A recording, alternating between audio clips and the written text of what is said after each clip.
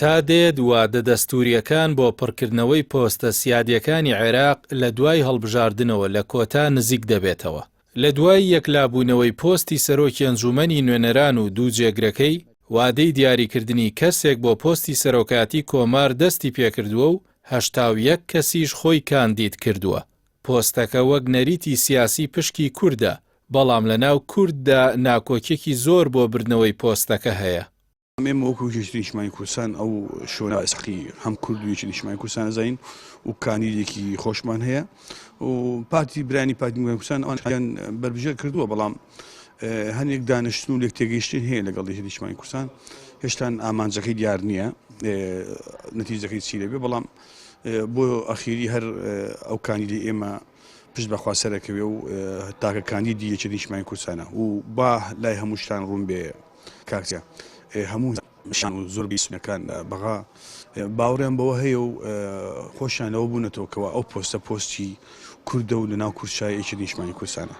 بۆیە یەکێتی نیشتیمانی کوردستان بە تاکەکانی دێک بەشداری کردو ئەوش کاک ئەحمەدیە. یەکێتی یەک کاندیدی فەرمی هەیە، بەڵام ژمارەیە کەسایەتی دیکەش لە ناو حزبەکەدا خۆیان کاندید کردووە. لە نێویاندا دکتۆر لەتیف ڕەشیدی سەرۆکۆماری ئێستا. پارتی دیموکراتی کوردستانیش دوو کاندیدی هەیە و ئەگەر لەگەڵ یەکێتی نەگاتە ڕێکەوتن ململانێ لەسەر پۆستەکە دەکات. ئەو پۆستە پۆستی سەرۆک کۆمار هەیە کووردە، هیچ لایەنی سیاسی نییە. ئەمە پێمان باشە مالی کوردی ڕێکەوتن بکرێت وەکو مالی سون و مالی شیعە پێکەوە، وەکو ئەندامی فراکسیۆن کوردستانی لە بەغدا. ئەو کاندیدانی کە هەیە کە کوردن کە تەمسیلی کوردەکەن لەو پۆستە ئەمە دەنگ لەسەری بدەین، بابتە نوێنەری کورد بەگشتی نە نوێری لایەکی سیاسی حزبی. بەس بەداخواتە ئەوڕۆکە برانی یەکەتی دیارە هیچ پیان قبول نییە نە پەرلەمانی کوردستان وەکو نوێری کورد دەنگ بدات، نامە وەکو فراکسیۆن ئەندامانی فراکسیۆنی کوردستانی لە بەغدا. پێمان باشە کۆمەڵ بیت، یەکگرتو بیت، نەوێنوێ بیت، هەروانی کە بەشدارن چ لە هەرێم چ لە بەغدا پێکەوە بە یەک دەنگ بە یەک هەلوێست نوێنەرێک لەسەر ڕێکەوتن بکرێت و بچنە هۆڵی پەرلەمان بە یەک نوێنەر کورد و دەنگ لەسەری بدرێت. لە دەرەوەی ئەم ململانەیە لایەنەکانی دەرەوەی یەکێتی و پارتی هەر یەک لە کۆمەڵ، یەکگرتو و هەڵوێست کاندیدێکی هاوبەشیان دیاری کردووە و خوێندنەوەی جیاواز بۆ پرسەکە دەکەن.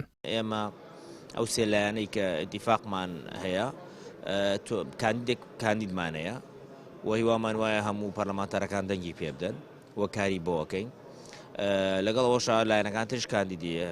لێرە ئەوەی کە هەیە بەڕاستی سەرۆکۆمار هەموو جارێک کێشە دروست دەکات، ینی یەکێتی پارتی کە ڕێک ناکەون لەسەر مەسەلە هەرچەند من پێم باشە هەر ڕێک نەکەون، ینی ئەوە باهلا منی وەرگن جیاواز لەگەڵ خەڵکی تر کە ڕێک ناکەون مەسەلە چێتە ئەنتیخاباتەوە. لە ئەنتیخاباتیشە جەولەی یەکەمەکرێت، لە جەولەی یەکەم هەرکێ براوە بێ ئەوە براوەیە، هەمویان کە براوە نەبنە چ جەولەی دووەم. من پێم وایە بچێتە جەولەی دووەم کە لە جەولەی دووەمی تر لەوێ حەسمەوێ بزانین کامیانی نەبێت.